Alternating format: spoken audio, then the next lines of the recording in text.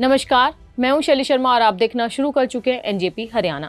दोस्तों, गुरुग्राम नगर निगम के senior deputy mayor व डिप्टी मेयर के चुनाव ऐन वक्त पर टाल दिए गए।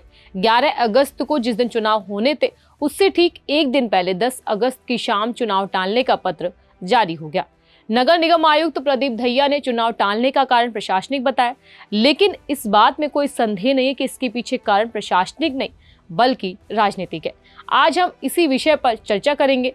दोस्तों, निगम आयुक्त की ओर से जारी आदेशों में यह नहीं बताया गया कि अब दोबारा चुनाव कब होंगे। अब सवाल ये उठता है कि चुनाव की तारीख आगे क्यों बढ़ाई गई। प्रशासन इसकी कोई भी वजह बताए, लेकिन राजनीतिक जानकारों की माने या सूत्रों की बात माने तो फिलहाल बिना राव इंद्रजीत सिंह के साथ के भाजपा संगठन के पास अपना पक्का बहुमत नहीं था। राव नरबीर सिंह व उनके पक्ष में खड़े भाजपा नेता मानेसर की तरह बिना राव भाजपा के सिर जीत का सेहरा देखना चाह रहे थे। दूसरी ओर राव इंद्रजीत सिंह समर्थक एकजुट थे और उनके पक्ष की जीत प्रबल लग रही थी। यही कारण रहा कि ऐन वक्त पर चुनाव टाल दिए गए। भाजपा का एक गुट चाहता था कि जिस तरह मानेसर में राव इंद्रजीत सिंह को राव नरबीर सिंह के कंधों का सहारा लेकर बैकफुट पर धकेल दिया गया, वही कहानी गुरुग्राम में दोहराई जाए। लेकिन यहाँ मामला उल्टा नजर आया। गुरुग्राम में केंद्रीय मंत्री राव इंद्रजीत सिंह के पास अपनी दुकान में इतना सामान है कि राव भाजपा को मात दे सकते थे। इसी डर से चुनाव टाले गए। अब राव इंद्रजीत सिंह की दुकान का सामान कम करने के लिए कैबिनेट मंत्री राव नरबीर सिंह और भाजपा संगठन को वक्त तो चाहिए ही। इसलिए कहा जा सकता है कि चुनाव इसलिए टाले गए क्योंकि भाजपा दोनों पद अपनी मुट्ठी में चाहती है, जिसमें फिलहाल राव रोड़ा बन रहे हैं। अब आपको थोड़ा सा गुरुग्राम की राजनीति का गणित समझाते हैं। गुरुग्राम के 36 में से 23 भाजपा पार्षदों में 11 सीधे राव इंद्रजीत सिंह के समर्थक है, जबकि विपक्ष और बागी पार्षद मिलाकर राव के पास कुल 21 वोटों का समीकरण बन रहा है। संख्या बल का यही आंकड़ा देखकर भाजपा की ताकतवर लोबी ने चुनाव स्थगित करवाने का काम किया है।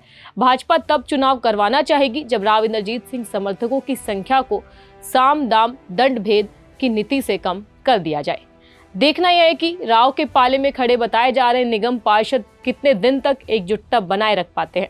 दोस्तों, छनकर बाहर आ रही खबरों की माने तो एक और चुनाव को लेकर राव इंद्रजीत सिंह ने नई दिल्ली में अपने समर्थक विधायकों के साथ बैठक की थी। वहीं पार्षद भी अपने स्तर पर बैठक कर चुके थे।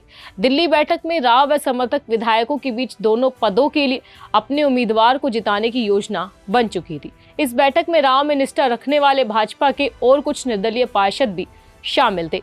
दोस्तों, एक दिन पहले की वीडियो में हमने संख्या बल का पूरा गणित समझाया था। एक बार फिर दोहरा रहे, गुरुग्राम नगर निगम में कुल 36 पार्षद है, जिनमें 23 भाजपा, 9 निर्दलीय, 3 कांग्रेस और 1 जेजेपी से है। मेयर राजरानी मल्होत्रा भी भाजपा से है, जिससे पार्टी के पास कुल 24 वोट हो जाते हैं। इनमें से 11 भाजपा पार्षद राव इंद्रजीत सिंह के समर्थक है और विपक्ष के 4 पार्षद भी उनके साथ आ सकते हैं। 6 ऐसे बागी पार्षद पहले से उनके खेमे में बताए जा रहे हैं, जिन्होंने पार्टी के उम्मीदवार को हराकर चुनाव जीता था।